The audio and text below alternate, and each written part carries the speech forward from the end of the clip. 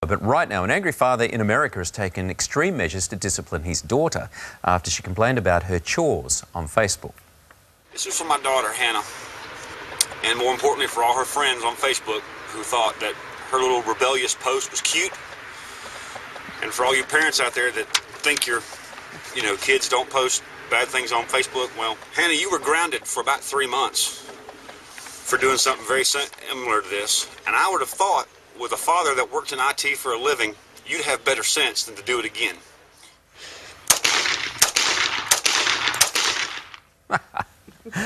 Oh dear, clearly from Only in America files, but that guy's taken the punishment just a little bit too far. But it's a serious question. How can we monitor our children's performances on social media?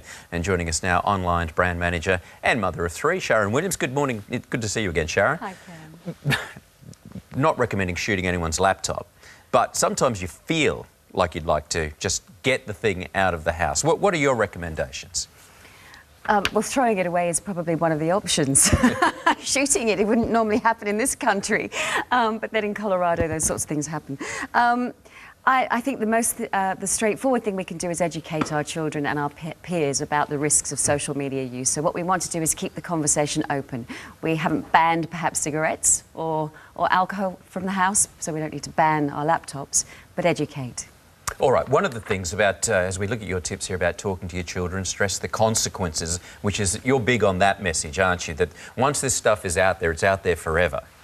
Absolutely, and it's difficult to take it down. So the children need to understand, and I think the best rules, Cam, are the fact that while they're typing, think of their future husband, their future man of their dreams or girl of their dreams sitting on their shoulder, the local policeman, mother, father, grandmother, best friend, now type.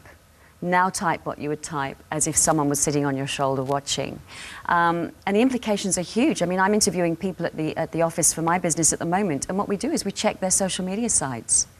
So if someone's presenting as one thing, and yet on their social media sites they're represented as another, immediately we have an implication there. Yep, it's a very hard thing to control, because it's one thing to control the computer at home, but every phone is a means of social media contact these days. Yes, it is. So I think, we can't be with our children all the time. We can't be watching whether they're smoking or drinking or doing all the other things that we have to watch as parents.